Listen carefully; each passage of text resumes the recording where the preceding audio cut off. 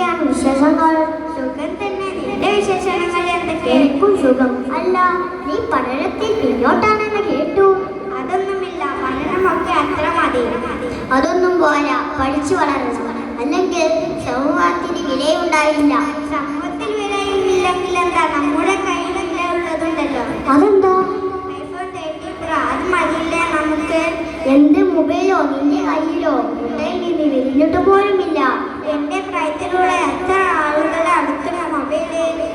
അതുകൊണ്ട് നീ കൊണ്ട് നടക്കണോ? മനുഷ്യനെ നശിപ്പിക്കാൻ അത് മതി. മൊബൈൽ കൊണ്ട് എങ്ങനെ നശിപ്പിക്കാനാ? നിന്റെ മൊബൈലിലുള്ള ഡേറ്റകളെ കുറിച്ച് ഒന്ന് പറയൂ. അതിൽ മെസ്സേജ് ഉണ്ട്, മ്യൂസിക് ഉണ്ട്, വീഡിയോ ഫിലിം ഉണ്ട്, അങ്ങനെ പലതും. അങ്ങനെ പലതും വന്നാൽ അത് പറയില്ല, പറഞ്ഞാൽ പ്രശ്നമാണ്. അതാ പറഞ്ഞത്, രക്ഷിതാക്കൾ അറിയാത്ത പലതും മൊബൈലിൽ കയറ്റിക്കൊണ്ട് നടക്കും. അതിന് എന്റെ രക്ഷിതാക്കൾ ഇവിടെ ഇല്ലല്ലോ. ഞാൻ തർക്കാനില്ല, നിന്റെ നന്മക്ക് വേണ്ടി ഞാൻ പറയാം.